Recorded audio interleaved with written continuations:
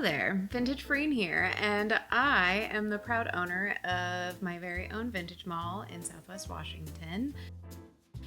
Today's video is going to be about 4 things that you seriously need to know before you open up an antique or vintage booth in a vendor mall. In this business, I have seen it all, and if the vendors don't have the right mindset going into it from the start, things can get out of hand pretty quickly. So I'm here to make sure that you are prepared for what you are getting yourself into.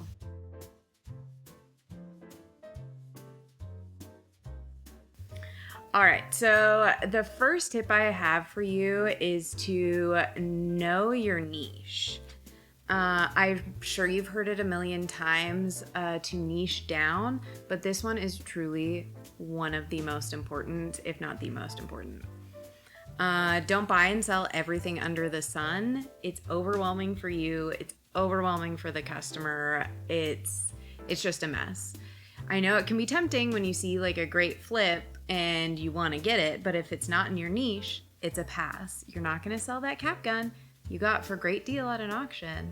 If you are not known for selling cap guns, you're known for selling 1920s glassware, and the other vendor in the mall always sells cap guns for $5 a piece and yours is $15. It just, respect other vendors' niches, find your own niche and stick to it. Your mall owner probably brought you in because you filled a specific niche. If you have a special niche like marbles, you should lean into it. There is a market for everything, and if you're able to advertise and show that you are an expert at marbles, you have the best marbles in town, then you're gonna sell a lot of marbles.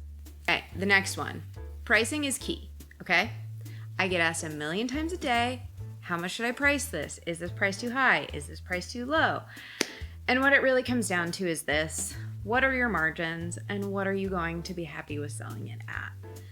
A lot of vendors I've spoken to, they follow a rule like 50, 30, 20, I think it is, where 50% of your booth is filled with small items under $10, 30% is medium items like $49 to $100, and then 20% of your booth is over $100. I am an advocate for pricing things what they are worth, looking at eBay sold listings, Etsy, just Google searching things. Just price them for what they're worth. Also, small tangent from the owner's perspective, undercutting other vendors is very, very rude. It just brings down the entire profit of the mall. It leaves a bad taste in other vendors' mouths, and it doesn't do what you think it does. It does not increase your sales. It just leaves customers expecting to find cheap things at our store. And that isn't always what your mall is going to be going for, you know? Number 3, presentation matters. It matters so much. This is a big one for me. I cannot stress this enough. Make your space look nice. Make it look pretty. Make it look beautiful. People need to be sold things. Gone are the days of junk sales and flea markets. You need to make your space look nice because people need to be sold to. They need to be convinced to buy what you have.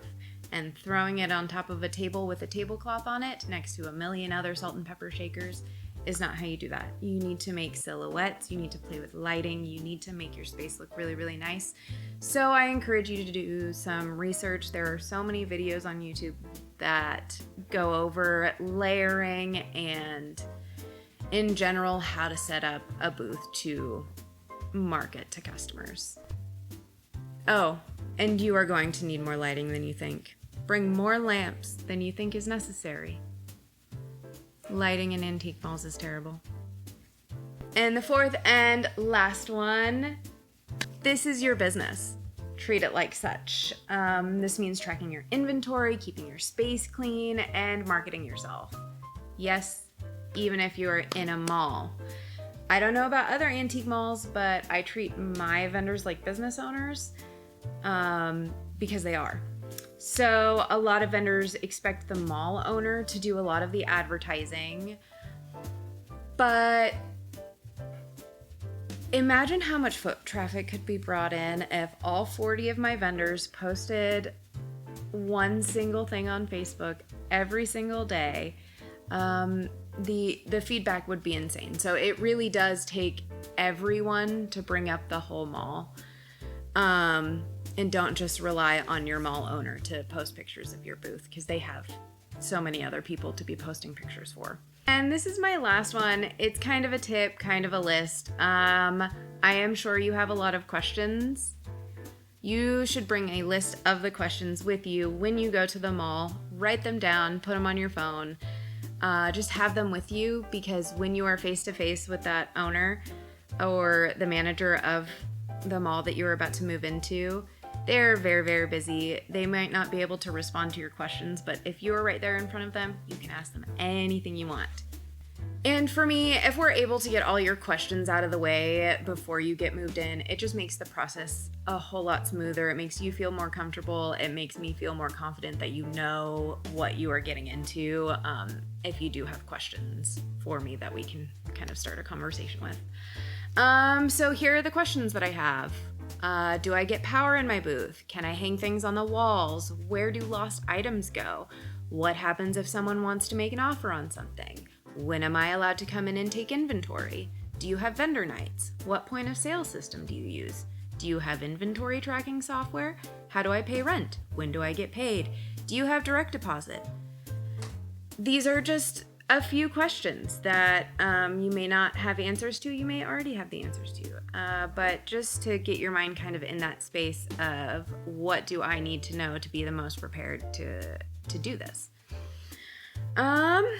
But yeah, that is all for today. Thank you so much for watching. I really hope some of this information helped. I know it's kind of scary getting into a new industry, but leave any questions you have in the comments. I will try to respond. Don't forget to like and subscribe, and I will see you in the next one.